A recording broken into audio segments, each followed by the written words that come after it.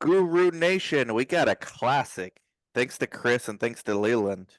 We got Leyland Gara Han. He's part of a small, maybe boutique healthcare investment firm. And we're going to get right into it. But Leland's first going to talk about his background. But this is important because right now there's a lot of acquisitions, a lot of consolidation, a lot of sites that are entertaining offers that never in their wildest dreams would have had offers. And myself, I'm a site owner. Chris is a site owner. So Leland's gonna actually ask us like some questions that he would ask a real site in the wild when they're looking to acquire. So Leland, thank you for coming on, man, and maybe give us some background as to who you are and your firm and his LinkedIn and the website for his firm is underneath this video, or if you're listening in the show notes for posterity's sake, go click, give it a click and learn something. Sure. Thank you, Dan and Chris. It's great to be here. Um, as you mentioned, I work for a small healthcare focused investor, MedEquity Capital. We're based out of Boston and have been investing exclusively in healthcare businesses since the late 90s.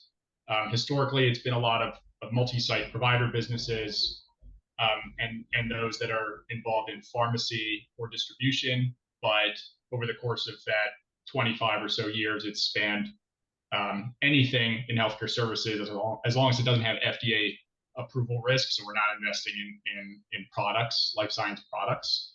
And the way we think about investing is that we are a very hands-on investor when we need to be. We're very comfortable being involved in, almost up to the day to day, not quite day to day, with the business owners that we partner with, and up to and even including jumping into interim positions in leadership, finance, business development as needed. But we recognize that we're not the experts in the space. It's the business owners and leaders that we partner with. And so we're not writing the strategy. It's up to the experts to do that. We're there to act as a sounding board, to provide capital to make some of the improvements that can help the business grow and improve performance, to introduce them to potential hires, to new customers, and in general, provide some of the wisdom that we've seen over those 25 years working with companies. I myself have not been involved in doing so for 25 years. I'm the junior guy on the team, but have been involved in healthcare since undergrad, pre-med bio major, worked with the Centers for Medicare Medicaid Services for a while, some life science consulting, business school with a healthcare focus, and now with MedEquity. And as you guys and your listeners well know, a lot of interest from investors in your world over the past several years, and I think there's good reason to think that's going to continue going forward. And so it's a great opportunity to be here and talk about it candidly. And maybe your listeners can learn a little bit about how investors think about the space, and of course I can learn a little bit more from you guys who have are doing this day in and day out, and have a lot of connections and conversations with people that are doing similar things. Yeah, let's get into it. So the market is has an appetite for consolidation, especially at the site level. I mean, we've already received several offers, and our company's not even 3 years old here in Yuma, Arizona. Mm-hmm. And I know colleagues of mine, they have like 5-year-old companies already getting letters of intent. At I don't know if I want to say the multiple, but let's say it's a healthy multiple, maybe 5 to 10x EBITDA. Um, what do you think is driving all of this? And then what's your role in this whole kind of situation or dynamic?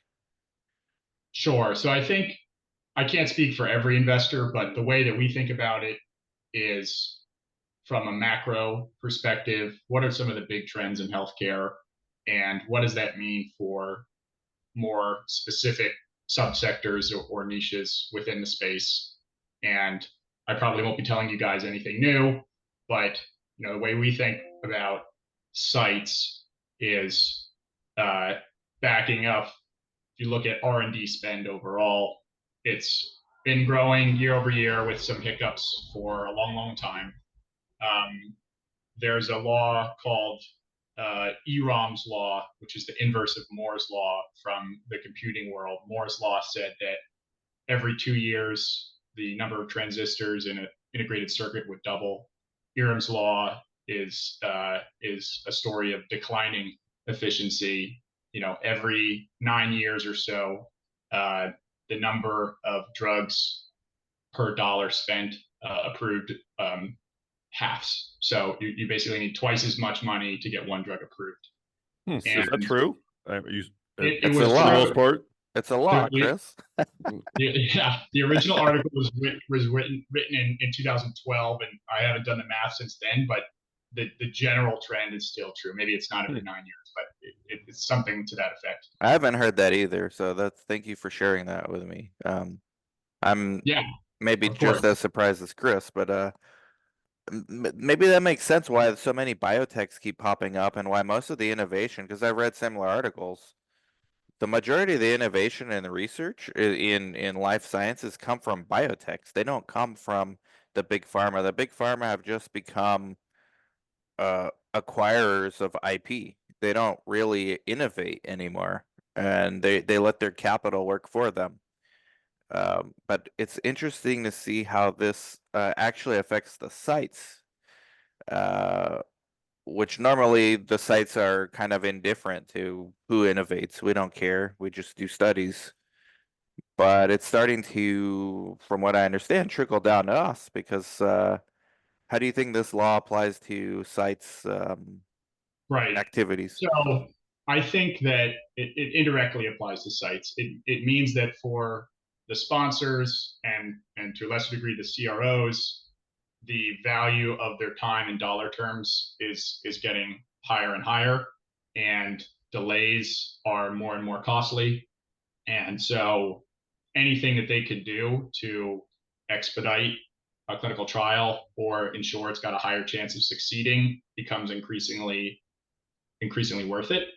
And as we all know, one of the big bottlenecks, perhaps the big bottleneck, is in finding patients for those later trials and completing completing the protocol with those patients. And as much as the CROs and sites, can help with that, and they definitely can, it's the point of contact with the patients at the site level that maybe has the most leverage when it comes to improving that process. And so that increases the bargaining power of the sites a little bit. It makes the sites more important. And you mentioned this, Dan, and I think probably a lot of your listeners would agree. It doesn't feel that way all the time when you're interacting with the sponsors and the CROs. But we think that it's trending a little bit in that direction, and increasingly so. And then so an investor might think, okay, there's more bargaining power for sites, there's more dollars going into the space. Another trend I didn't mention is the type of trials that are going on that are becoming a little bit more complicated with more endpoints, more inclusion exclusion criteria, et cetera. And so if you're able to take a few sites, or in the case of Velocity or whoever, a lot of sites, and aggregate all of that demand or all of that ability to recruit and conduct a clinical trial with a lot of patients, you're able to magnify that bargaining power with the sponsors and CROs that much Yeah. more. And I think that's the thinking behind a lot of investors in the space. There's a little bit of fear of missing out.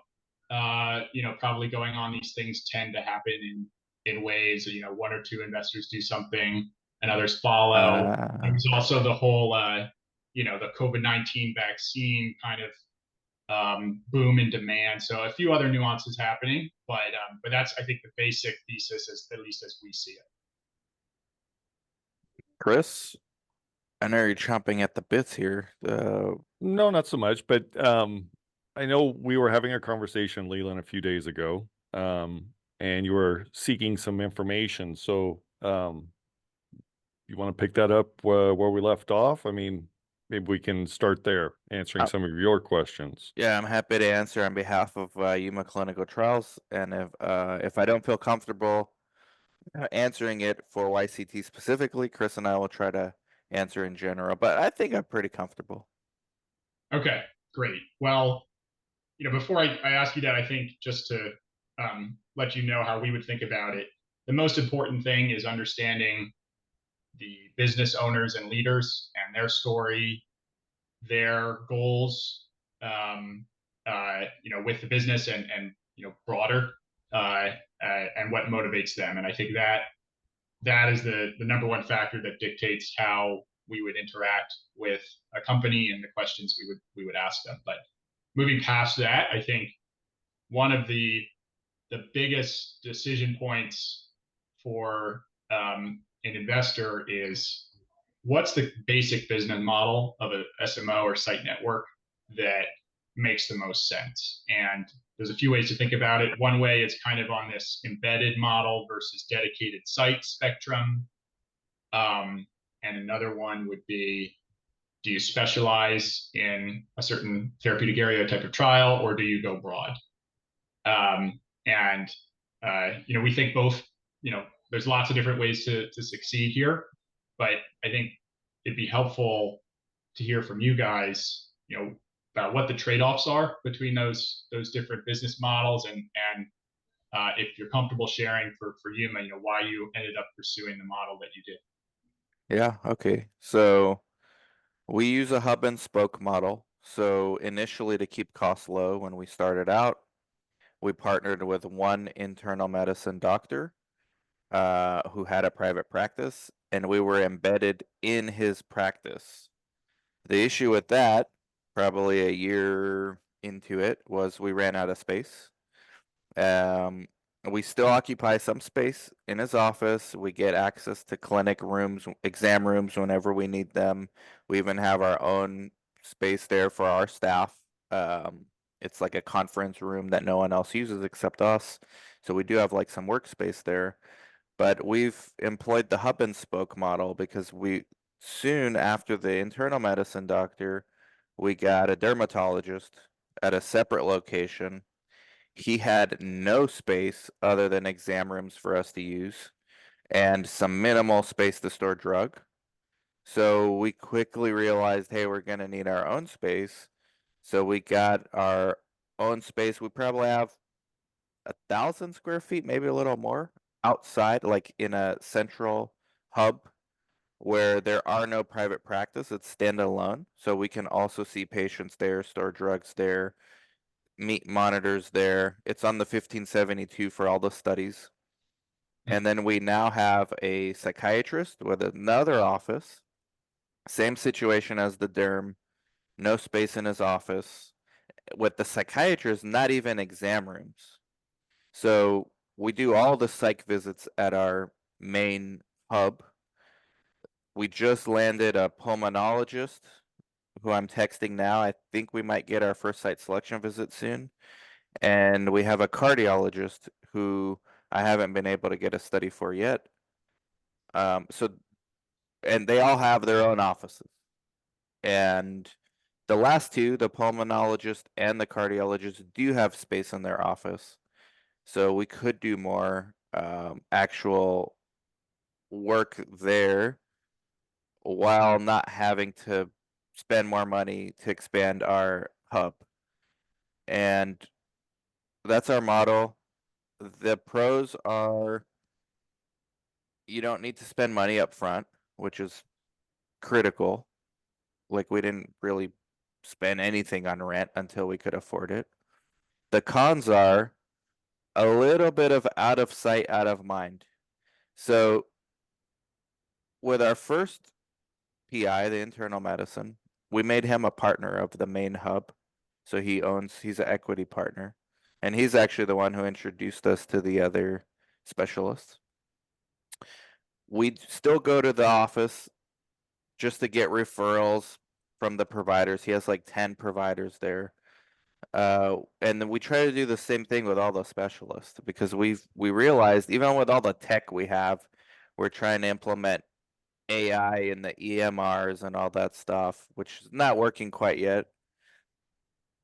There's no substitute for getting a referral from that PI, like old fashioned way. Hey Dan, here I saw a patient today.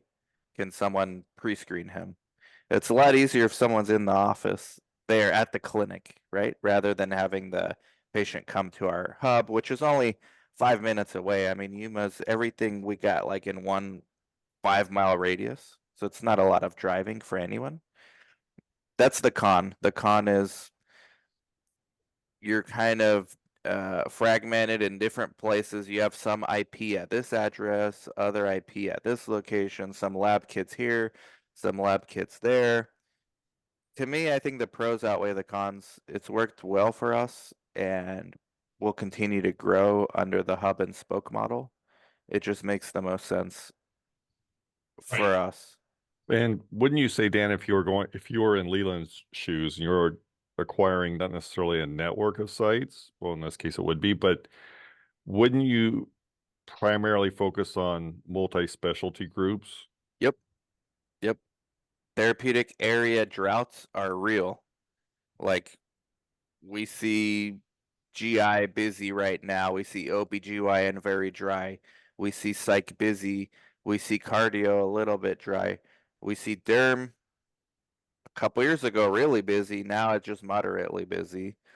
So it's nice to have some diversity within your service offerings. Yep. Absolutely. And I think that that means that there's kind of a floor in terms of the size of the company that would be suitable for an investor. Um, because, compared to a venture capitalist, somebody on the private equity side has more emphasis on the downside risk. What could go wrong? Because we can't afford to bet on a bunch of companies and have some of them succeed and some of them not. Our investors in our fund are counting on every single investment being a success. And so if you're a smaller site or a smaller site network, or you only have one therapeutic area that you focus on and one of these droughts hits you and the trials kind of dry up, that's the problem. We see So, that every day. Well, not every day, but regularly as with our clients, because Chris and I have a mhm, site network where we help sites, 80 some sites across the country get studies, do their biz dev. And Chris, I think, is regularly lately talking to people that specialized too much and didn't focus on diversifying their service offerings, which generally not a good idea if you want to build a sustainable business, in my opinion. Can be problematic for sure. right, right.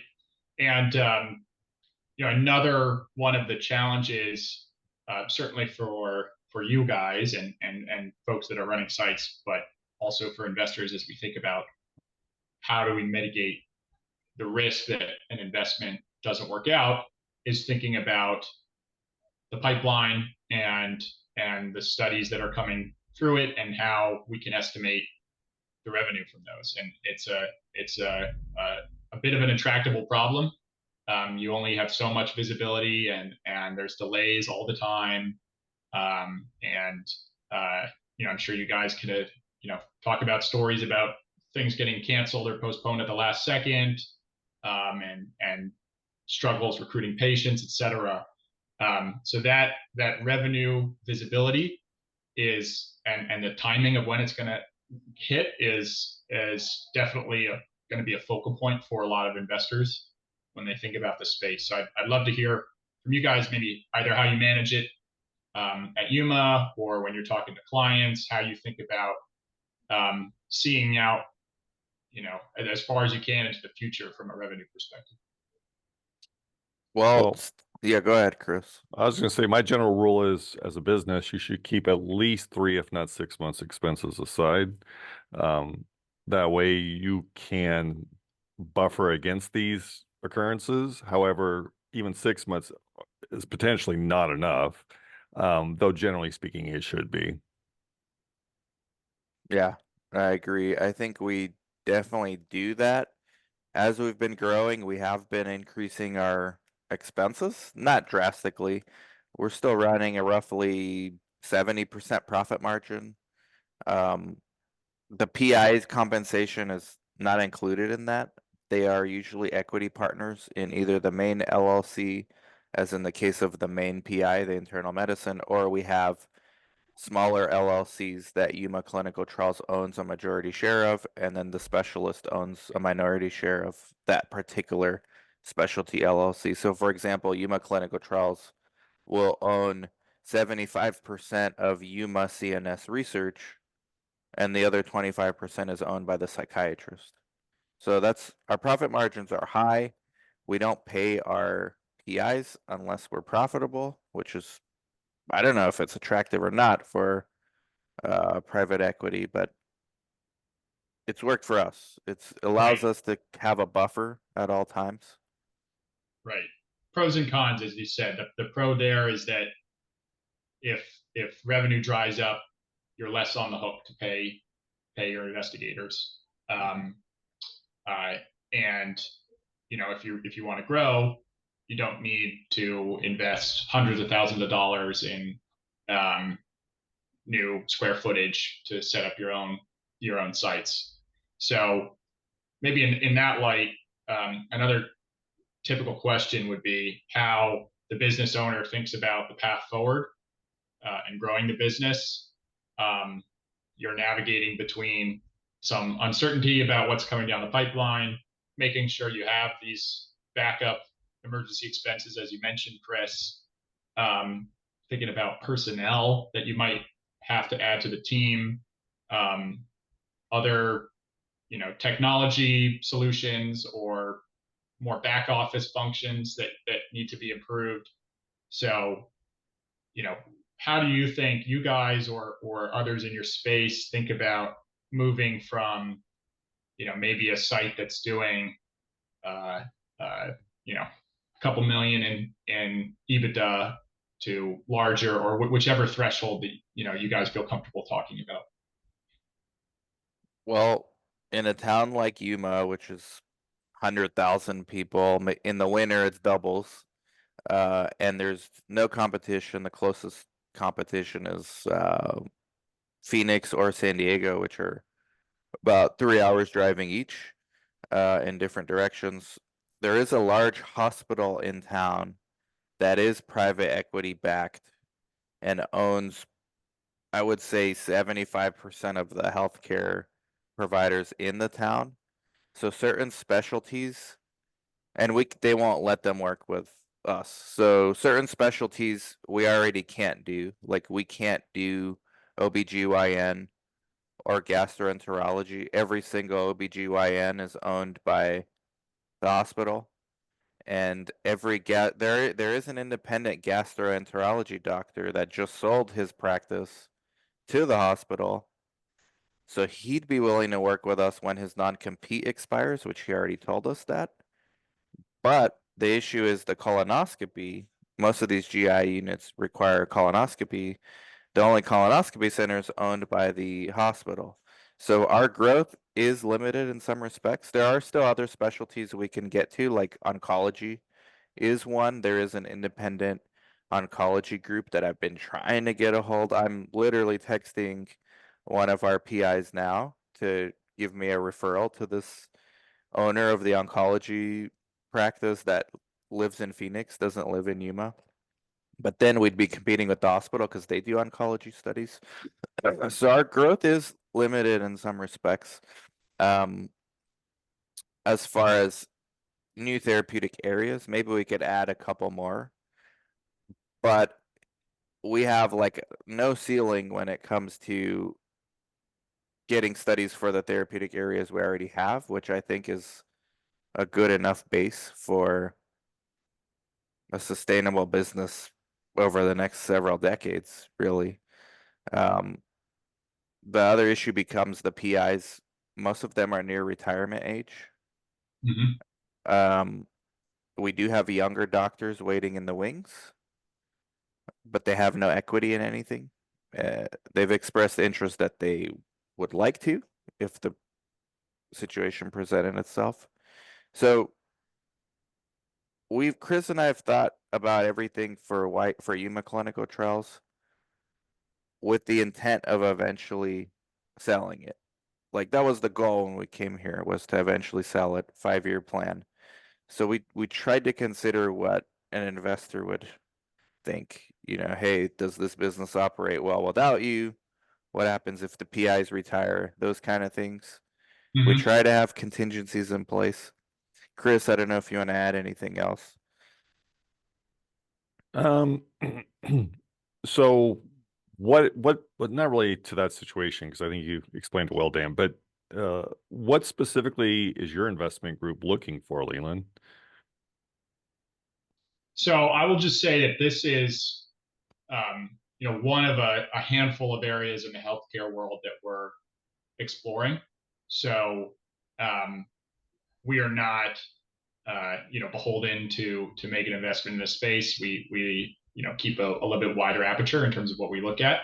Um, but if we were to look at, seriously investing in a site or site network, I think that the easiest filtering criteria for us would be um, the size of the organization from a revenue and EBITDA perspective. It would be some basic motivations of the owner, uh, whether they want to stay on, um, and Which and would which do you prefer in that scenario? Staying on or not? so if we have a good candidate that we feel is that we know from outside the business, that we feel is ready and willing to in this case move to Yuma, Arizona and take it over, then it's fine if the sellers are want to sell 100% and move on to whatever is left. In a lot of cases, though, going back to what I said at the beginning, we feel like we understand the space pretty well, but are nowhere near as capable as the people that have built it from scratch and run it day to day. So there's a lot of value in having somebody who is willing to stay on after a transaction, and usually they maintain a minority ownership stake in the business, so there's some skin in the game, and then there's potential to sell that remaining stake in the future. So, I wouldn't say that one or the other is a must-have criteria for us, but it's a really important factor. And depending on where we are with our team, and who we have in the stable ready to go and help us out, it could be a make or break. And apologies, I'm speaking in generalities here, and I think we could keep it that way for now. But those are some of the really important things for an investor to think about. Sure. And the reason I'm asking the question is because your LinkedIn profile and your website's going to be down there in the Right. comments. So we don't want people reaching out that really aren't in the spectrum of what you're looking for, right? Right. So trying to narrow it down a little bit for you. I see. And this information's on our website as well. We look for businesses that are 5 million more in revenue, that are 1 to 10 million in EBITDA, that have a track record of growth. And I would add a little bit to that again, because there's some variation in the number of trials, that businesses like yours are able to conduct at any one time, and not a ton of visibility into the long-term future. I think that floor of EBITDA would be a bit higher for this space, 2-3 million of EBITDA. And I would also say that if it's a business where a huge chunk or a majority of their revenue is vaccine related, that would be cause for concern for us. There you go, guys. We haven't done For vaccine studies, so that's so yeah, That's good revenue, but it sounds like if you want to sell your site, you might be wasting your time. Well, yeah, it depends what you want to do. And it could be a great cash flow machine, but if it doesn't have if we don't see a path to sustainability for several years, then it's not the right investment for us. And that's not to say that other investors wouldn't see differently. I'm glad you brought Another, that up. yeah, another factor that is important to us, that you mentioned a little bit, Dan, is geography. So we're totally open in the U.S., but we would be taking a very close look at the labor dynamics in whichever area, the demographics of the patients, the potential patients that live in that whatever catchment area of the site or sites, um, the the proximity to other competitors or other sites that operated similar types of trials. And a good one that you added, Dan, is the kind of referral dynamics with providers, hospitals, academic medical centers, et cetera, that may be in the area. All these things, combine to potentially make or break an investment case, but it's really hard to kind of provide cutoffs about what is not acceptable. You kind of have to look at everything holistically and come to a conclusion there. What about diversity? It's one of the things, I think it was Chris or Brad, somebody keeps mentioning, and I definitely think that's going to happen as well. By 26 or 2027, the FDA is going to start to demand diversity numbers in their clinical study reports that they review. And all it's going to take, I mean, if everyone thinks like this is a big topic now, wait till the FDA does not approve a drug specifically because of their diversity numbers. Mm-hmm. Therefore, if that trickles down to sites, I do think that sites located in diverse areas and underserved areas, I'm heavily pitching for Yuma clinical trials right now, should demand a higher return on their acquisition. What do you think That about that? Not all sites are built the same. right, right.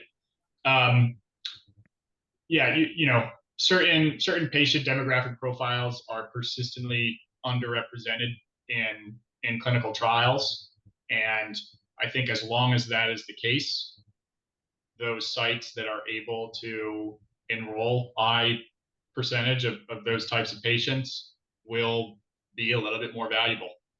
All things equal, it just makes sense.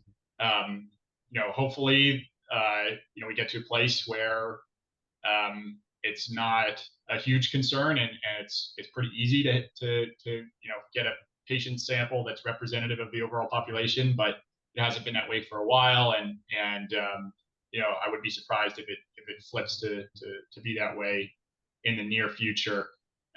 So yeah, certainly really important um, point of investigation for investors, and something that could change the value of the business. This is a great podcast, hopefully, for site owners in this situation. There are site networks out there looking to acquire as well. And there are hospital systems. We have one Mm-hmm. in our town that indirectly expressed interest. I know if I were to pursue it, we would have conversations, at least exploratory ones, because they're known for buying everything in town that does well for them, and they do research, so it's a natural fit. You guys might be experiencing competition as well as far as going after sites. How long do you think this frenzy lasts? Do you think it has an end in sight, or do you think this is like the new norm for the next decade? I think it's a complicated story. I think in the next year or so, it's going to cool off a little bit. there was a frenzy in, frankly, almost every area of private equity investment and immediately following COVID. And there's a bunch of macroeconomic reasons why that has slowed down and is going to stay slower than it has been with respect to the kind of clinical research world broadly. All of the COVID trials are a bit of an anomaly, knock on wood. And I think that some of the larger site networks out there that are maybe a little bit overexposed to vaccine trials are going to struggle a little bit. And in the case of private equity investment in those firms, they typically have a debt burden, and if they're not generating the revenue that they thought they were going to be, that debt payment becomes a problem. So I wouldn't be surprised if we see some issues there with some of the existing private equity backed players. But I think going back to that longer term trend I talked about, I don't think that's going away. The innovation, from a 5-year or 10-year perspective, is on a good trajectory, and the spending that goes behind that as well. And even though people think that at some point we're going to completely use synthetic data and we won't need humans to conduct clinical trials, I think that is not going to happen anytime soon. And so there will be a continuous need, and in fact a greater need for sites to conduct the day-to-day clinical trial work. So bit of a complicated story. I think we're bullish on the space, obviously. And then the other thing I would say with respect to competition is that there are different types of investors that make sense for different individuals. As you mentioned, there are site networks out there that are acquiring new businesses, and in many cases that might be a good option for a small business leader, and they can either join a large organization, walk away with some cash, and there's a lot of infrastructure and support in those businesses that could be helpful. There are other entrepreneurs or business owners that would rather not be part of a large machine and want to continue to build their own brand and leverage the financial and strategic support that somebody like us or other investors can offer. And I'll point to one example that in a different healthcare space from our past. So we invested in a oral surgery practice in New Jersey 2 years ago, and this practice had been approached by other larger oral surgery platforms. The business leaders preferred to chart their own course and grow their own organization. That made sense for us, and we've grown that from a few sites in New Jersey to far larger number of sites across the Northeast. And so it depends, going back to what I said earlier about the motivations of the business owner, and that can help them figure out what type of investor makes sense for them, whether it's an independent private equity company that doesn't yet have a site network, or an existing site network, or some other type of seller or buyer. So I don't know how much you can dive down into the specifics of that, but I'm curious, in that situation you just described in New Jersey with the oral surgeon, what did the percentage of ownership look like? I assume, and correct me if I'm wrong, that they still retained a fairly large percentage of ownership to want to expand like that, right? Because if there's minority stakeholders of 5%, say, they may have less interest in, because that's a lot of work to expand, right? So Right. can you state what the percentage of ownership they retained was? I'm curious. Sure. Yeah, I won't give specifics for that one, but I think that 20 to 30% is a pretty typical benchmark for the percent that would be retained by the sellers in a transaction. And obviously there are exceptions on the high and low end of that. But I think it's about giving them enough where they have skin in the game and are going to be as motivated as they have been to continue to operate and grow their business. But at the same time, enough so that the investor is motivated to put all that cash up front, and retain a majority stake in the business. So 20 to 30 is a good benchmark. Okay. Yeah, that seems reasonable. Can I ask you for a few more questions? Because as Dan mentioned, we have a site network, and oftentimes I'm fielding questions about, selling their site, and I have no idea what the answers are. So, and you can't speak in terms of all other investors, but what would a typical deal look like, right? I mean, you're looking for the owners to stay on for, like you said, sometimes indefinitely, sometimes at least for a year or two, I would imagine. Even in 100% acquisition, you're looking for them to stay on for a little while to transition everything over, right?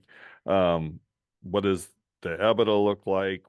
In your specific investor group, what is their just general deal? And I understand this isn't strict, right? It could depend on a number of factors on maybe it's more or less, but just generally speaking, do you have any generalities you can share? Sure. Maybe I can give you a kind of hypothetical transaction. Sure. If you have a $5 million EBITDA business and you're going to buy it for 10 times EBITDA, 50 million, and you want the owner to stay on for the next hold period, which would be several years, ideally. But in a contract, you might there might be language that incentivizes them to stay on for 1 or 2 or 3 years, and they roll 20% stake in the business. So 20% of 50 would be 10 million, and so you write, and they own 100% prior to the transaction. You write them a check for $40 million. They still own 20% of the business, and the money, from the investor side, would be a mix of our own equity and some debt. We tend to be on the conservative side when it comes to debt, especially if we're trying to grow the business quickly. We want to have enough cash to be able to invest in new talent. If it's a brick and mortar business, new square footage, etc. But you might have, 10, 15 million, at the high end, $20 million of debt on the business, hopefully at a low interest rate. So it's not a huge burden to the P&L.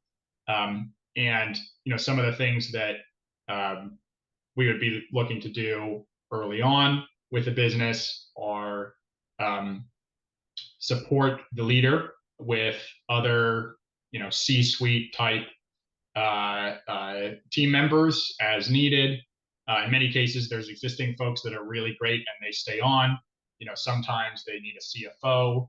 If part of the business strategy is to be very acquisitive, then you might bring on somebody who's done a lot of M&A onto the team as well.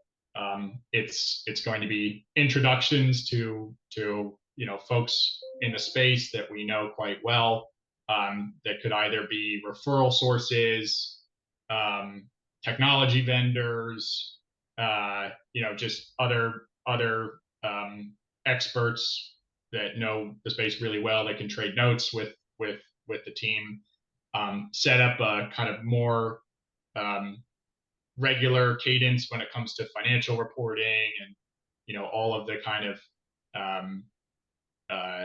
process infrastructure that goes into it. And different investors do that to more or less degree. On the extreme side, you might have some that are doing weekly calls and financial reporting. On the other side, it might be quarterly. I think we tend to be have a little bit more faith in the business leaders in setting their own cadence and their own vision for the organization. But again, it varies from investment to investment. So I could go on, but hopefully that's helpful in giving you a gist of how a transaction might look. And I'm happy to go into more detail where I can. Yeah, that's great. So, but generally speaking, I wouldn't imagine most of your deals are 10 EBITDA. Or is that approximately what they generally are? And 10 times EBITDA. I mean, Yeah. it depends. Yeah, it depends. I think, you know, if you have a 70% margin business, it, you know, people pay up for that stuff. Yes. And it affects you know, obviously there's a premium as you reach a scale. You know, we talked about diversification of revenue, and just limiting the downside risk as the business grows. You know, the multiple can grow often too. But you know, everything we talked about could move the needle on the valuation of the business. The faith in the existing management team, whether they have already invested in personnel that are ready to take the business to the next level, or whether external folks are going to be needed to be brought on. You know, what the local demographics and labor market look like. You know, what type of contracts they have with their investigators, what the repeat business is with the CROs or sponsor customers, how volatile revenue has been historically. I mean, any number of things can move the needle.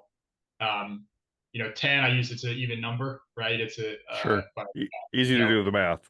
yeah, yeah. I think, and there's some public information out there about what some of the larger sites are, you know, have traded for in the past, Sure. and those are more than 10 times. But Mm-hmm. Yeah, I think, I mean, maybe I'm I would, stupid. Maybe I'm stupid. That's why I'm not an investor, but I think the smaller sites, I actually wrote an article on this like in 2016. Above 10 million, like growth is limited, I think, EBITDA. Between 1 to 10 is like the sweet spot for an investor, and then anything under 1, lower EBITDA as well. That was my thought process back in 2016. Has that changed, or is that like pretty? that's broadly no, that's broadly correct if you're talking about like a single site or a small network of sites. You know, when I'm Mm, referring to public information, some of the larger site networks that were sold from one private equity investor to another private equity investor. You ah, know, we're talking, you know, many times larger. Hundreds of Um, millions of dollars. gotcha, gotcha. there's a premium that comes with that size. But no, I think the windows you mentioned are broadly correct. And when I say there's wiggle room in terms of what can move up or down valuation, it might be 1 turn of EBITDA or 1.5 turns of EBITDA or half a turn of EBITDA, right? It's not moving from Right. 10 to 20. Or if you're a site like on the growth trajectory and you're only like 4 years in and you're just under that million EBITDA, it doesn't mean if everything else, if everything else checks the box in a hot market like this, they'll make exceptions, right? These are just like broad strokes we're trying to paint with just to give people a general overview, because I know people watching or listening are going to say, well, I sold my site for, X amount and it's only 500 K EBITDA. Well, that's true. I mean, it happens, but we're trying to paint a broad picture here. This has been a Right. great pod. I think we need to do a part 2. Yeah, let me know. I'd be happy to. We've only kind of just scratched the surface on some of the kind of more nitty gritty topics. Yeah. But yeah, it's been Can great. I ask you something real quick? Chris, I don't know if you could let our 9 o'clock Zoom know we might be a little late. Like, Leyland, maybe you don't even have the answer, but is it fair to say that whatever's going on in healthcare in general parallels research, actually is a leading indicator of what should happen in clinical research. So, for example, private practices getting acquired by large health systems. And now we're seeing private sites getting acquired by sometimes large health systems, sometimes site networks. Is this, are these things correlated or in any meaningful way, do you think? I think there is some correlation. I think the correlation is mostly from the investor perspective rather than the dynamics that are going on at a provider versus a site.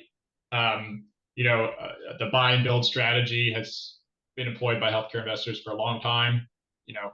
Going back to dentist offices in the 90s, and a lot of subsectors of healthcare are very fragmented, and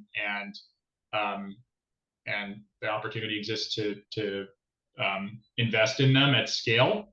And investors are competitors too. If you're looking at the dental space right now, there's 50 private equity firms. I'm kind of roughly guessing there, but there's a lot of investor-backed companies there, competing for the same set of dental practices, which is great if you're a dentist that's looking to sell. But from an investor perspective, it might still be a good investment, but it's competitive. And so I think that it's natural that investors are looking to other areas, particularly if they're the sort that are focused on healthcare and turn their attention to pharma services broadly, and sites as kind of one subsector there. So I think they are related. I mean, I think the macro trends that are affecting the level of bargaining power and money going into clinical research are kind of separate from what's going on in the provider world. But yeah, there's definitely a trend from the investor perspective. If you follow the money, though, does it ultimately get back to the same people investing? Or is that too simplistic? I think it's too simplistic. I think that there are definitely investors that that are doing the same sort of thing in different subsectors of healthcare, and there are others that a dental services organization is their only healthcare investment, and they do things in totally other industries. So to some degree, but it's investor by investor. Thank you for that, because I think the information you have is levels more sophisticated than our anecdotal experiences. But I had a feeling that this research as a care option is nonsense, and there's a lot of people pushing for that. But the only way that works is if all the health systems buy into it. And that means buying into research sites. This is the only way I see how it gets done. And it doesn't sound like that's actually going to happen. So sounds like a pipe dream. Maybe oncology separate, but I'm talking about everything else. All other therapeutic areas. I don't think research as a care option has actual legs other than idealistically in the minds of certain people. Right. Well, yeah, the healthcare world is huge, and people are trying to innovate all the time. But I think a good rule of thumb is to think about inertia in this space. What's in motion will stay in motion, and there are so many large players in every part of the healthcare ecosystem, including the government, that have their own motivations, and it's really hard to move them. Wow. The examples you could point to where things have been tried and haven't worked. So yeah, on the margins, that might be the case, but I wouldn't expect any major changes soon. Inertia and entropy. So inertia, an object in motion, will stay in motion until something stops it. And entropy, things will go to chaos unless energy is put into maintaining the system. Right, and that's the energy that you guys are putting in at Yuma and with this podcast, and I'm sure countless others are doing with their own projects. So that's you're fighting a good fight against entropy. Thank you. Yeah, it's funny how the laws of physics sometimes apply to business as well. Right, right. Well, I know we're wrapping up on time here, so you know, I'm open to continuing the conversation with both of you at a later date, and then obviously, anyone listening has my contact information. Happy to chat, but I really appreciate the time with you both, and the ability to share my perspective and hear from you guys about your thoughts from the psych world. Well, thank you for being on, Leyland. Thank you very much, Leyland, and thank you, Chris, for setting this up. This was a Certainly. great one. Appetite. This will be a classic. So everyone that wants to connect with Leyland, his LinkedIn's underneath. I almost said your YouTube. You don't have a YouTube, right? No, Your, not. your LinkedIn's underneath, and the website, which we will get for you underneath this video or in the podcast episode. Definitely gonna do a part 2 at some point. Thank you so much for giving us a pulse of the industry as it relates to investments, and we appreciate your time. Thank you. Thanks, guys. Have a good one.